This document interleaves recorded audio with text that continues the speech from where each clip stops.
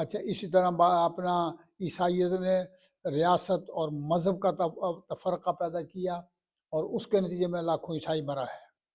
ٹھیک ہے جی. اس صورتحال میں ایسے مذہب کو کیوں کر قبول کیا جا سکتا ہے جو بجائے اپنے فرائض سے انجام دینے کے الٹا مسائل پیدا کریں؟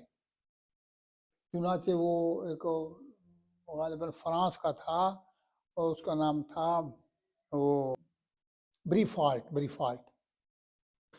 اس کی کتاب ہے میکنگ آف دی ہیومینٹی. اس میکنگ آف دی ہیومینٹی میں وہ کہتا ہے کہ مذہب سے منافرت کی سب سے بڑی وجہ خود یہود عیسائیت نے قائم کی. وہ اس طرح کہ عیسائی معاشرے میں ظلم ہوتے رہے، عیسائیت مظلوم کے ساتھ دکھ تو بانٹتی رہی، ظالم کا ہاتھ نہ روک سکی. ظالم کا ہاتھ نہ روک سکی. یہ ظالم کبھی پوپ ہوتا تھا، کبھی بادشاہ ہوتا تھا. پوپوں نے خود اپنے اپنے بندے مارے. ٹھیک ہے نا جی. تو سائنس کیا کہتی تھی؟ بس اللہ کا کام، اللہ کی مرضی صحیح. ہمارے ہاں بھی تو ہوتا ہے اللہ کی مرضی.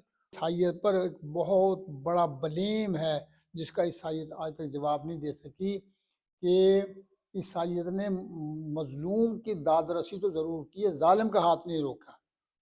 ادھر مسلمانوں کی صورتحال یہ ہے کہ رسول فرماتے ہیں انصر اخاک ظالما و مظلوما، ظالم اور مظلوم دونوں کی مدد کر. یا رسول اللہ ظالم کی مدد تو سمجھ، مظلوم کی مدد تو سمجھ آتی ہے، ظالم کی مدد کیسے؟